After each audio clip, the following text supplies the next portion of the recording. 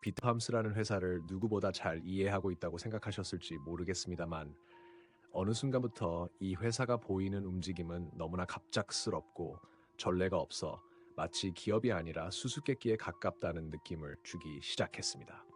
주가 흐름은 기본적인 재무지표와 모순되기 시작했고 공시는 과거의 회사와 모순되기 시작했으며 자본 조달 방식은 이 회사의 규모와 업력에 비춰 전혀 어울리지 않는 방향으로 전개됐습니다.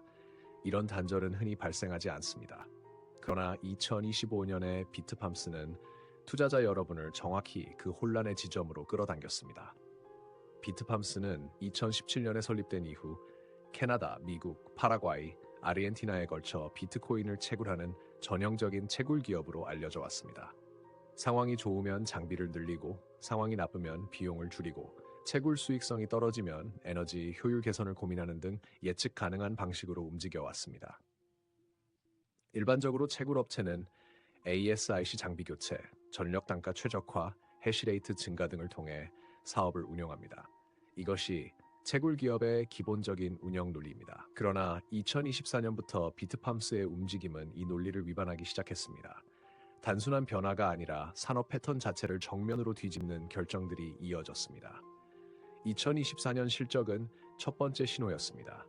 매출은 약 1억 9,300만 달러로 전년 대비 30% 이상 증가했고 손실은 약 5,400만 달러 수준으로 전년 대비 거의 절반 가까이 줄었습니다. 일반적인 채굴 업체라면 이 시점에 더 많은 채굴 장비와 시설 확충에 자본을 투입하며 다음 상승 사이클에 대비했을 것입니다. 이것이 통상적인 모습입니다. 하지만 비트팜스는 정반대의 길을 택했습니다. 채굴 인프라에 재투자하기보다 아예 자산의 용도를 새롭게 정의하려는 움직임을 시작했습니다.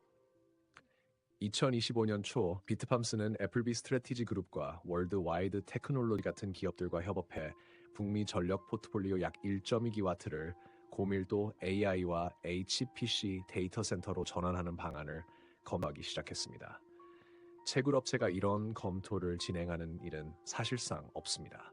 통상 채굴업체는 전력 단가를 낮추고 장비를 확장하거나 축소할 뿐입니다. 전력 인프라를 통째로 새로운 산업을 위해 재설계하는 일은 일반적으로 정보센터 개발사만이 선택하는 전략입니다. 이런 급격한 이탈은 내부 전략이 이미 외부에 공개된 정보보다 훨씬 더 진전되어 있음을 시사합니다. 이어서 비트팜스는 아르헨티나 채굴 사업을 정리했습니다.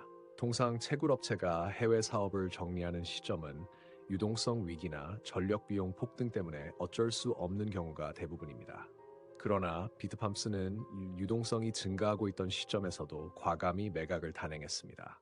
이는 부담을 줄이기 위한 극단적 선택이라기보다 오히려 더 큰 목표를 위해 자산을 정돈하는 움직임으로 보였습니다. 이후 비트팜스는 2025년 중반 펜실베이니아 판서크릭 지역 약 180에이커의 부지를 매입했습니다. 동시에 이곳을 350메가와트 규모의 AI와 HPC 데이터 센터 캠퍼스로 개발할 계획을 발표했습니다. 이 정도 규모는 일반적인 비트코인 채굴 업체가 다루는 단위가 아닙니다. 보통은 초대형 데이터 센터 운영사나 인프라 리츠에 해당할 정도의 규모입니다. 같은 시기 워싱턴주 18메가와트 채굴 시설도 완전한 AI 센터로 개조하여 엔비디아 GB300급 칩을 수용하고 고급 액체 냉각 시스템을 갖추고 렉당 200kW에 달하는 밀도를 달성하겠다는 계획을 밝힙니다. 비트코인 채굴 렉은 대개 5kW에서 10kW 수준입니다. 200kW로 뛰어오른다는 것은 진화를 넘어 재탄생에 가깝습니다. 이후 등장한 것은 자본 조달이라는 충격적인 장면이었습니다.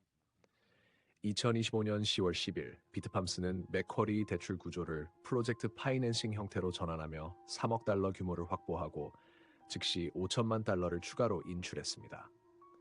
보통 채굴업체는 프로젝트 파이낸싱을 사용하지 않습니다. 장비 대출이나 단기 신용 라인이 일반적입니다. 하지만 프로젝트 파이낸싱은 전력 발전소나 대규모 데이터 센터 개발에 활용되는 구조입니다. 단 6일 뒤 비트팜스는 3억 달러 규모의 전환 사채를 발행하고 수요가 폭발하자 이를 약 5억 달러로 확대했습니다. 쿠폰은 약 1%대로 매우 낮았고 만기는 2031년이었습니다. 희석 위험을 줄이기 위한 캡드콜 구조까지 포함했습니다. 2주 동안 총 8억 5천만 달러에 달하는 자금을 확보한 것입니다.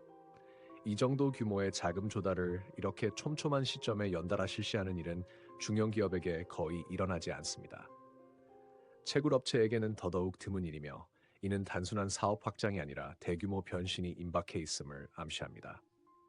이 긴장감은 2025년 11월 13일 정점에 달했습니다. 장 마감 후 발표된 3분기 실적에서 비트팜스는 약 6,900만 달러의 매출을 기록해 시장 예상치 약 8,500만 달러에 못 미쳤고 순손실도 약 4,600만 달러로 전년 대비 2배 이상 증가했습니다. 정상적인 상황이라면 주가는 즉시 급락했어야 했습니다. 하지만 비트팜스의 주가는 오히려 안정되었고 일부 구간에선 상승세로 전환했습니다. 그 이유는 같은 발표에서 밝혀진 워싱턴 전환 계획이었습니다. 약 1억 3천만 달러 규모의 완전 펀딩된 공급망 기반, 고밀도 액체 냉각 시스템, 모듈형 구조, 다음 세대 장비 수용 설계 등 매우 구체적인 준비 상황이 공개되었습니다. 이는 단순한 희망 섞인 청사진이 아니라 이미 실행이 시작된 프로젝트라는 점을 증명했습니다. 시장은 현재의 부진한 실적보다 미래의 구조적 수익성을 더 크게 반영하기 시작했습니다. 이 시점에서 비트팜스의 정체성은 본질적인 질문을 마주하게 됩니다. 비트팜스는 더 이상 채굴업체가 아닙니다. 토지 취득 방식, 자본 조달 방식, 전력 인프라 전환 방식, 장기 용량 계획 등 모든 행보가 대규모 AI 인프라 개발 기업의 성격을 띠고 있습니다.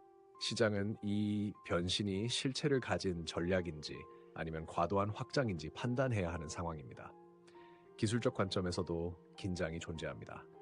2025년 11월 말 기준 비트팜스의 주가는 약 3.50달러였고 5일선, 11선, 21선, 51선, 200일선 모두 아래에 위치해 단기 약세 흐름이 뚜렷했습니다. RSI는 40대 초반으로 힘이 빠진 상태였습니다. 하지만 같은 해 초반 골든 크로스가 형성되며 장기적으로는 상승 관성이 유지되고 있다는 신호도 존재했습니다. 단기 약세와 장기 잠재력의 충돌은 이 회사가 겪는 정체성 혼란과 정확히 맞닿아 있습니다. 투자 전략은 이에 따라 세 가지로 나뉩니다.